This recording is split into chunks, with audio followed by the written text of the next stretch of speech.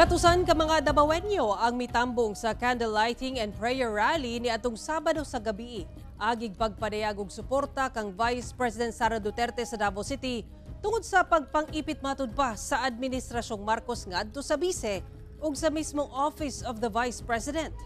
Ato ibalik si Argil Relator.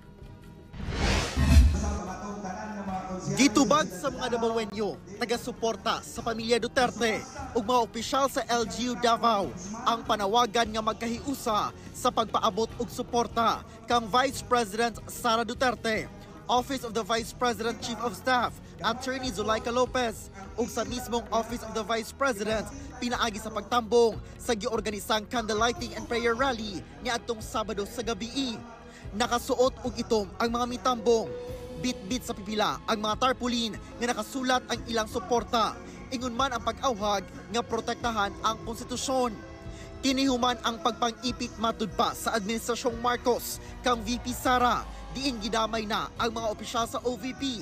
Dihang gisulayan sa House Sergeant at Arms. Pinaagi sa mando sa House Committee on Good Government and Public Accountability nga ibalhin si Lopez gikan sa House Detention Facility ngadto sa Correctional Institution for Women sa Mandaluyong City. Buta nga gialmahan ni Lopez ug ni VP Sara nga mao'y nahimong legal counsel ni Lopez. Sa programa, dunay gipasalida nga mga nahitabo ni atong martial law o EDSA People Power Revolution nga mao'y nagpatangtang sa duha ka dekadang paglingkod ni kanhing Pangulong Ferdinand Marcos Sr. Gipagawasab ang mga testimonya sa martial law victims. Naghalad og pag-ampo ang mga representante sa Muslim, Kristiyano ug lumad ug nagsindi og kandila isip simbolo sa hayag nga kaugmaon. Sa iyang pagdumala, daghay na sina mao nga karon panahona dunay plano nga imbitsya pinaagi karon sa mga pag-ipit kaniya nga dunay mga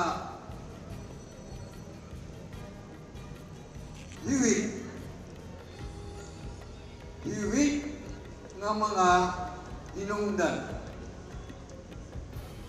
Bisan wala diya buhatan. Ang nagpakuntem kay Atty. Zulaika, kriminal na! Nganong wala ka na mapriso?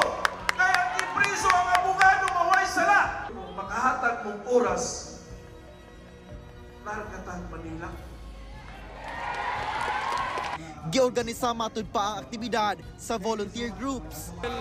Para sa Kwa, this is just the start of everything. No? This is a prayer rally. This is really a prayer for peace. No? For peace, nga wala na yung mahitabo nga any kagubot sa atong sa Pilipinas, dili lang sa Davao City. Si VP Sara nagpaabot sa iyang pasalamat sa suporta. Nagpapasalamat po ako sa inyong suporta sa akin. At nagpapasalamat po ako sa pagprotekta nyo. Unang-una po kay Yusek Zulaika Lopez at sa lahat po ng mga personnel ng Office of the... Kaya totally inalis na nga dito sa EDSA Shrine. Pero Rainiel, ibig sabihin, nung pagsakay nila ng bus, kanya-kanyang bayad.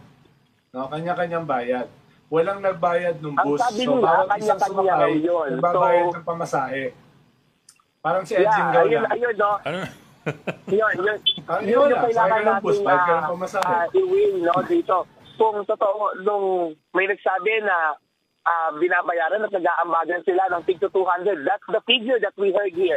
May 200 pesos na pinamamahagi, pero galing daw sa kanilang bulsa. At meron din naman, ayan nga, no, na mga 8 bus. So, ayun yung mga dapat pang malinaw dito, no? Kung talaga nga bang libre iyon, patawag iyon, or well-coordinated iyon, at ano naman itong sinasabing mga 200 na binibigay for the bayad or pamasahe. Well, interesting lang Rainiel, kumusta naman yung yung police situation? Marami bang mga police, may anti-riot na ba diyan o mga sasakyan ng policeman lang? Yeah, with regard to the police, no, nakita natin na hindi pa ganun karami yung bilang nila dito. At yung ilan nga na mga mall, dahil malapit ito sa isang mall establishment, yung ilan sa nagtatraffic dito ay mga mall guard pa lamang. So yung mga pulis na nakita natin, they were just waiting doon sa may chapel, doon sa may chapel area at dito sa harap kung saan nga nagkakaroon nitong pagtitipon na ito. Reniel, may mga kilala bang personalities na nandyan? Usually kasi sa mga rally, may mga kilalang pangalan na pumupunta o nagsasalita from the Duterte camp. Meron ka ba nakita na ganon? Simula ngayong araw ay simula kaninang umaga ay wala pa tayong nakikitang mga prominente o kilalang personalidad dito. And hopefully, umaasa nga yung iba na si Atty. Harry Roque ay pumunta rin dahil siya ay pangunahin at laging present sa mga ganitong pagkakataon. Let's see kung lalabas ba for the first time. Ambisyoso ka Lumabas naman. siya, arestuhin siya, Ambisyoso Reniel. ka naman. Lumabas siya, arestuhin siya. Pero let's see kung hanggang saan dahil siya ang nagtawag ng pagtitipon. So let's see kung sino yung nagtawag. We should see some of his kahit shadow man lang dito. Well, it's interesting lang, Dramatic I think, yun, to point out. Dramatic kung pupunta siya dyan, tapos magpapahuli siya. No? Very dramatic yun. Headline yun na Yes, pinipista. that's another question dito, no? Kung kakayanin nga ba ito ni Atty. Harry.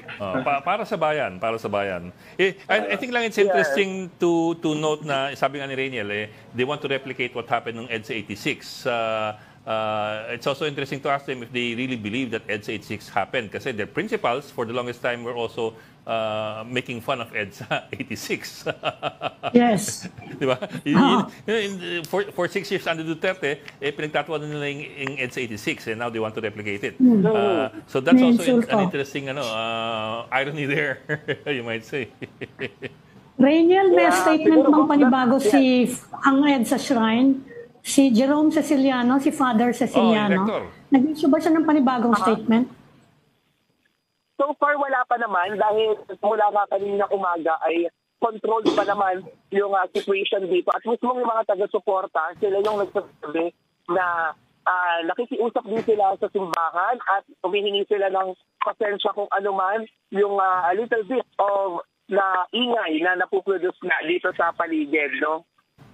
Okay. Ay, nakikita niyo po ngayon na video ay live shots mula po doon sa EDSA Shrine. Sana mag-wide shot lang ng kaunti para makita natin yung dami o konti ng crowd. Kasi medyo masikip yung pagkakakuha. So you can't tell kung ilan. So ipapan natin siya ngayon. Sige. Medyo secured lang at controlled yung position ng media dito. Pero I will have to do wide and pan. So ayan. Yan yung end, no? Kung saan yung nakikita niya, diyan yung dulo. Yung puting ban. Okay, sige. Yes, at pa-right side, pakita natin kung hanggang saan. Doon naman yung nagsisimula nga yung nagsasalita, no? So kanina, by 3 p.m., ang estimate nga ng PNP ay 150 to 200. Pero pagdating ng 4 o'clock, may additional pa na mga around 50 or to 100 na dumating. Okay. Well, let's see this weekend kung ito yung dami. Ito nagkopan na siya. Baka gusto mong pumunta dahil veterano ka ng EDSA. Oo nga. Nandun ka sa EDSA noon. Para mo maramdaman mo. Makakagagdag ka sa bilang dito. Kita mo ito mga. Pandagdag pa ako sa bilang. Tama mo si